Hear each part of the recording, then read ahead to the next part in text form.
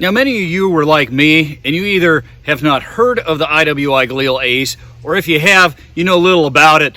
And that was me just a few years ago. A group of us were sitting around talking about, what if we only had one gun, end of the world, apocalypse, SHTF, what would you have? And one of the guys said, hands down, I would take a Galil Ace. And I'm like, Galil, I kind of knew what it was. Anyway, now it's one of my favorites, if not my absolute favorite gun. Let me show you why. Check this out.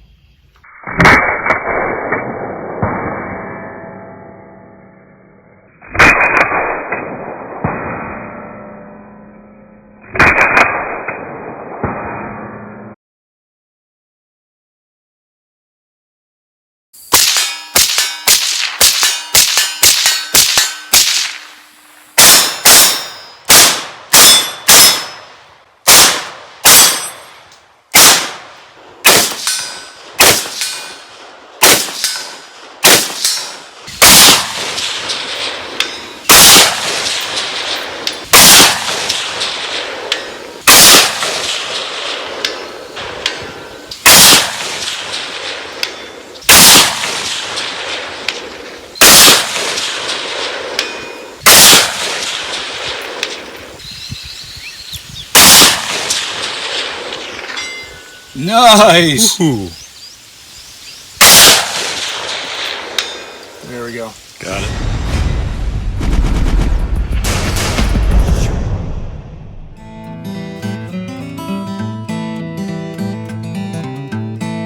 I'm Drew from Beyond Seclusion, bringing you the reviews directly here to Gun.Deals. Now, real quick, if you're not familiar with Gun.Deals, it's a website where you go, share, and find some of the best gun-related deals available for purchase online or in retail stores. Guys, it is awesome. You just type in the gun or the product you're looking for in the search, and it will show you anything and everything that's been posted from any user, company, or website. Now, Gun.Deals does not, repeat, not sell firearms or anything else. They simply browse, search the web, and do the groundwork for you, saving you a ton of time that adds nothing to the cost. In fact, they simply redirect you to the other web pages where the best deals are. It's genius. I love it. All you got to do is take the UPC code, Google it, and Gun.Deals will pretty much be at the top of the list every time. Okay, so the Galil was created in the 1960s and produced by Israel Military Industries, or IMI, but now it's called Israel Weapon Industries, or IWI. It was based off the AK-47 and created to be as reliable as the AK, but as accurate as the AR. So what they were intending to do was essentially do the ultimate, combine an AR with an AK. Question is, did they do it? The history's cool. I'm not going to go into that, but look it up. If you're not familiar with it, it's worth your time. Bottom line, it left service because not of performance, but cost and weight. Also because there's the never-ending debate, AK versus AR. What if we could successfully combine the two? Money. So what I want to do here is just quick test the iron sights. Oh, before I forget, a couple features that this has that the other one didn't. It does have last round hold open, and then we've got a release here. Okay, that is really nice. It's not ambidextrous, but we do have the ambidextrous mag release, and it uses all the typical AR mags. Now, once I get this sighted in with the iron sights, to 62 grain. I'm not going to mess a whole lot with those. I'll just give them a quick test at 100 and 200 on the steel. What I really want to do is see what kind of accuracy we can get out of this with a 8.3 inch barrel. I've got an optic here from Athlon Optics, a 1:8 by 24. I'm really excited to try this out, see what kind of accuracy we can get with a bunch of different ammo and then at range. Oh, another thing, this has no recoil.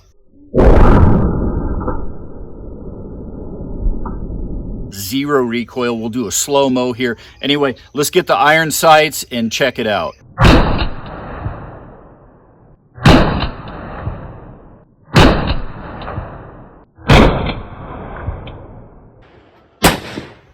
Okay, so I got the iron sights, pretty much on. That wasn't the greatest group. We're using the Tula. I just want to stop here because I want to put this on to really test the accuracy. So let's get this on, get it zeroed, and then see what we can do. Okay, just doing the initial sight in with the Athlon. The red here, that's 75 grain, and it really wasn't very consistent. I mean, I had that group of 3, but that's 2 different rounds, and it went from here to there. So I switched over to the Tula 62 grain and did 1 5-shot group, and that's actually more consistent with what I was getting with the iron sights. What I want to do now is go through some different ammo, maybe some Federal range, some Hornady 55 grain match and 75 grain match, and see what we get for groups with that.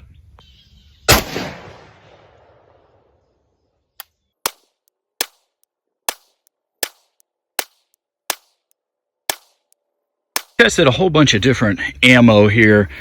We showed you the Tula. Weren't having so much with that.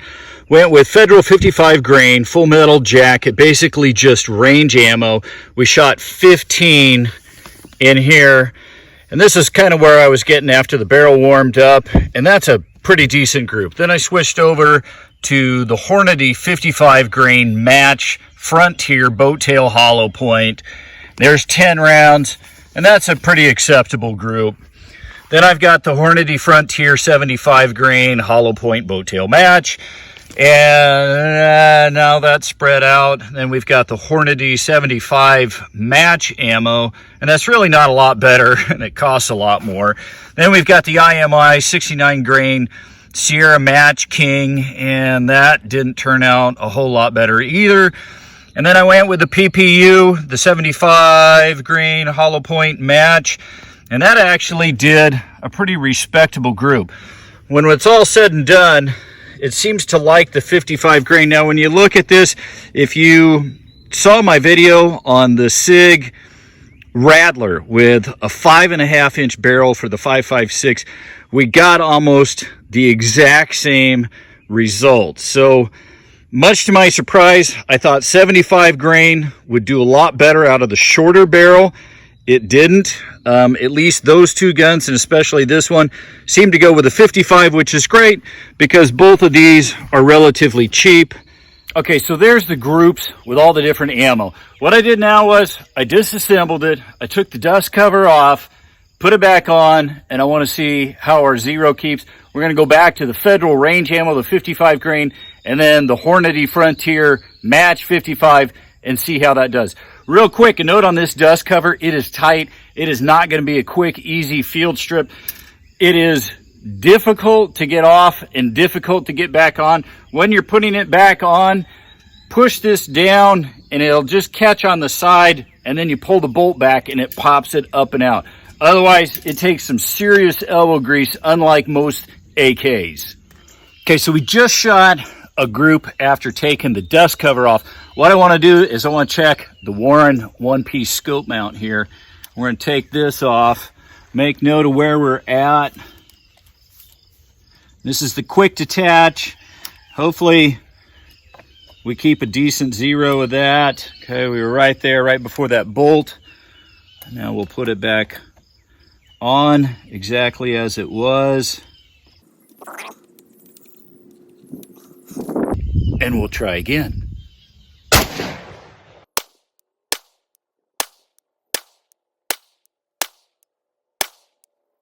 Okay, so here was the original, the Federal range ammo, the 55 grain full metal jacket. Took the dust cover off and put it back on. Pretty similar. Then I took the scope off using the quick detach mount. As you can see, the groups pretty much stayed consistent, except that really tightened up. You get the first few, and that was like the last, I'm not kidding, that was the last 4 rounds. This barrel likes to run hot, okay? And it does seem as if the groups are progressively shrinking as we break this barrel in. Now, when we had the Hornady 55 grain Frontier, okay, then we took the dust cover off and put it back on, almost same kind of group. Then I took the scope off with the quick detach and put it back on. And again, we're just progressively getting smaller groups. Really happy. Okay, so it's looking really good thus far. So on the groups, but remember, we're using an 8-inch barrel here and it's still breaking in. There's a better way to break it in. It's steel banging time. My favorite time.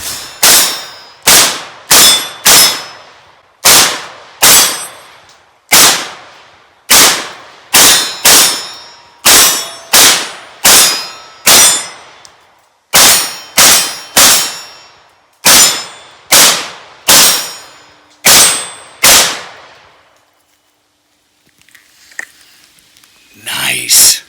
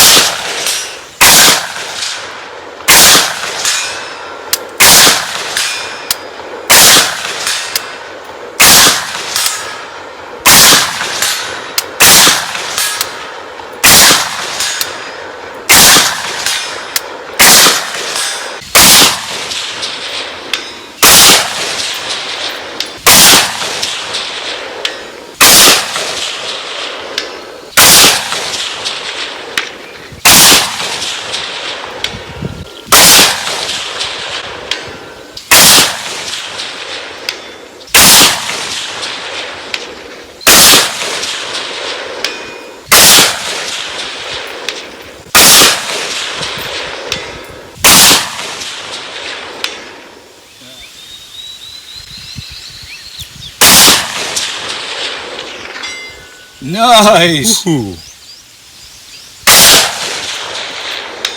There we go. Got it. Okay, so that was the first review that I did on the Galil Ace 556. As time went on, it just grew on me more and more, as if it wasn't already completely and totally impressive. I wanted to do a follow-up video based on that conversation that started it all, that actually got me to get a Galil Ace in my hands. What if I could only have one gun? Here's some parts from that. Probably majority of the people, it comes down to like accuracy, stopping power, distance. So for a lot of folks, it's going to be AK or AR-15. You know, some of the others, again, you could make an argument. But what if we could take the AK and the AR and combine them so that we have the accuracy and distance of the AR, but the reliability of the AK? So this is how I ended up with my IWI Galil Ace 556. Okay, small, compact. It is essentially, in my opinion, the world's best AK platform. It is a AK-47 on steroids, except this one is chambered for the 556. Charging handles on the other side. It's got all the bells and whistles of the AR as far as last round hold open. Okay, bolt release. We've got ambidextrous mag release on both sides. It accepts all AR mags. We've got a safety on both sides. And then as far as the breakdown, it's the AK. Dust cover comes off. It's got zero return. Okay, it's super tight. So I can take this off, and I have in another video, take it off, clean it, put it back on, and I'm still on zero. This thing is a beast. The iron sights on this are essentially AR-15 iron sights on an AK-47, which means we have the accuracy. And when I tested this, I get incredible accuracy.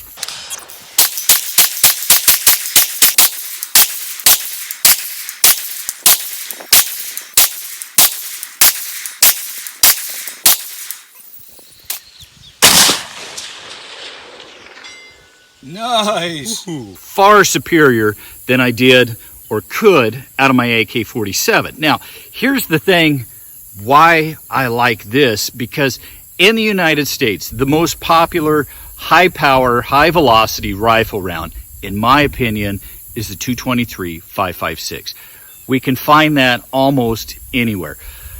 One could argue that this in the 7.62x39 would be a better choice, but not in the States. Maybe if we were in Europe or somewhere overseas, then that would be the most readily available ammo. But here, 5.56, I think is going to be the choice for a lot of people. Now, the other thing that I really like about this with the AK platform is this thing eats up and spits out any ammo that we can find. So if I come upon steel case cheap ammo, which also means I can play and practice and have fun with it, and I don't have to worry about, like some of my higher end AR-15s that don't like steel, this thing shoots anything, and it shoots them well. My preferred optics on this, we could go iron sights because they are outstanding iron sights, is I went with SIG's Romeo 8. This is a true battle sight. This thing is tough as nails. Excellent. Quick target acquisition. Super long battery life. And then I put the SIG Juliet magnifier on here because I can reach out at distance. And with the Romeo 8 and the magnifier, I don't get any blurring or separation of the red dot. So I very easily and effectively can reach out 300-400 yards. If I'm in closer, I just simply pop it out of the way. This does add some weight and some bulk, but again, I'm talking the apocalypse. Now, another big selling point with this Galil Ace in the 5.56 is its KISS, okay? Because it's AK, but it also has zero recoil. This thing has no recoil.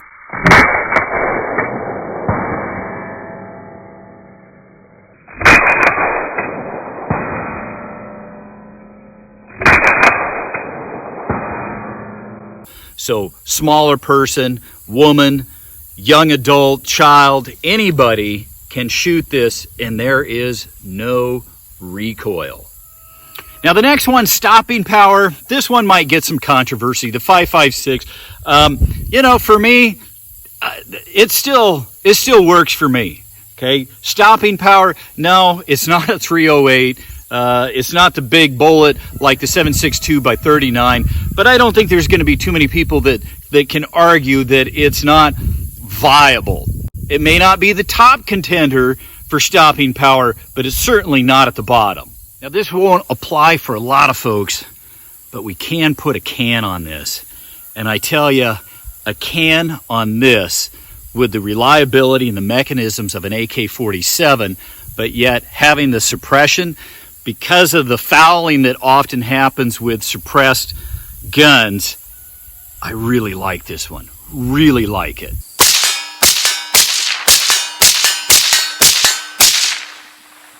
Now, as far as I'm concerned, with the Galil Ace 5.56, there's only two downsides to this, in my opinion. One is cost.